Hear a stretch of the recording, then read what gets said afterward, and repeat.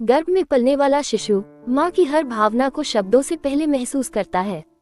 कहानी संगीता की मुस्कान, गर्भ संस्कार की शक्ति। संगीता एक साधारण सी महिला थी जो एक छोटे से शहर में अपने पति रवि के साथ रहती थी। दोनों की शादी को 3 साल हो चुके थे और अब उनके जीवन में एक नई खुशी आने वाली थी। संगीता गर्भवती थी। घर में चारों तरफ खुशियां थी, लेकिन संगीता के मन में कई तरह की चिंताएं भी थी। क्या वह एक अच्छी माँ बन पाएगी? क्या उसका बच्चा स्वस्थ और संस्कारी होगा? क्या वह इस सफर में खुद को खुश रख पाएगी? एक दिन जब संगीता डॉक्टर से चेकअप करवा कर लौटी तो बहुत थकी हुई थी। उसने आईने में खुद को देखा और बोली, क्या मैं सच में खुश हूँ?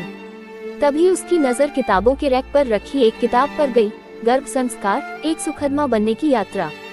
उसने वह किताब उठाई और पढ़ना शुरू किया। किताब में लिखा था, एक माँ का मन ही बच्चे का पहला स्कूल होता है। अगर माँ खुश है तो बच्चा भी शांत और खुशमिजाज होगा। ये बात संगीता के दिल को छू गई। उसने ठान लिया कि अब वह सिर्फ एक माँ नहीं बनेगी, बल्कि एक प्रेरणादायक माँ बनेगी, जो अपने बच्चे को कोख से ही अच्छे विचार, प्रेम और मुस्कान देना शुरू करेगी। पहला कदम, संगीत से आत्मा को छूना। संगीता ने तय किया कि वह हर सुबह और रात को शांत सुरम्य भजन और मंत्र सुनेगी। उसने गायत्री मंत्र, संस्कृत श्लोक और शांति देने वाला संगीत सुनना शुरू किया। ये संगीत न केवल उसके मन को सुकून देता था, बल्कि वह महसूस करने लगी कि उसका बच्चा भी अंदर से प्रतिक्रिया दे रहा है। जैसे कोई संगीत पसंद आ जाए तो हल्की हलचल होती थी। धीरे धीरे संगीता के चेहरे पर मुस्कान लौट आई। दूसरा कदम, सकारात्मक विचारों का अभ्यास। एक दिन वह मिरर के सामने खड़ी हुई और खुद से बोली, मैं एक सुंदर, मजबूत और खुशहाल माँ हूँ। मेरा बच्चा अंदर सुरक्षित और खुश है। उसने रोजाना खुद से सकारात्मक बातें करना शुरू किया। जब भी कोई डर या चिंता आती, वह उसे एक कहानी में बदल देती, एक ऐसी कहानी जिसमें अंत में जीत, प्रेम और उम्मीद की होती। वह जानती थी, जो विचार वह रखेगी, वही विचार उसके बच्चे के जहन में उतरेंगे। तीसरा कदम, प्रेरणादायक कहानियों का असर। संगीता ने हर रात कोई प्रेरणादायक कहानी पढ़नी शुरू की। कभी महात्मा गांधी की सादगी की कहानी, तो कभी झांसी की रानी की बहादुरी की दास्तान।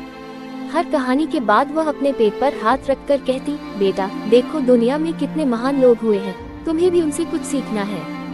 वह खुद भी इन कहानियों से प्रेरित होकर खुद को और मजबूत महसूस करने लगी। चौथा कदम, कला और रचनात्मकता से जुड़ाव। संगीता को हमेशा से चित्रकारी पसंद थी, लेकिन शादी और काम में वह उसे भूल चुकी थी।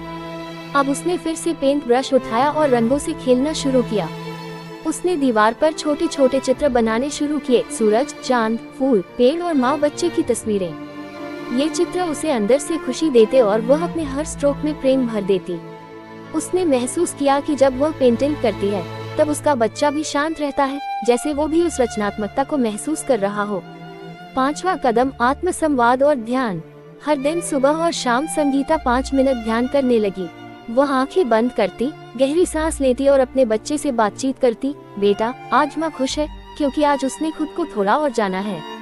वह इस छोटे से संवाद से जुड़ाव महसूस करती और हर दिन उसका आत्मविश्वास बढ़ता गया। समाप्ति की ओर बदलती दुनिया, मुस्कुराती माँ। गर्भ के 9 महीने पूरे होते होते संगीता पहले से कहीं ज्यादा आत्मनिर्भर, शांत और खुश रहने वाली महिला बन चुकी थी। जब उसके बेटे ने जन्म लिया तो पूरे परिवार ने कहा, इस बच्चे की आंखों में एक अलग चमक है, जैसे ये पहले से बहुत कुछ जानता हो। संगीता मुस्कुराए और सोचने लगी, ये चमक शायद उन्हीं कहानियों, उन्हीं मंत्रों और उन्हीं रंगों से आई होगी जो उसने गर्भ में रहते उसे दिए। सीख, गर्भ संस्कार सिर्फ बच्चे के लिए नहीं, बल्कि माँ के लिए भी एक यात्रा है, खुद को जानने, खुद से प्रेम करने और हर दिन को एक नई उम्मीद से जीने की। जब माँ खुद को खुश रखना सीख जाती है, तब वह अपने बच्चे को सबसे सुंदर उपहार देती है, एक शांत, प्रेममय और शक्तिशाली जीवन की शुरुआत।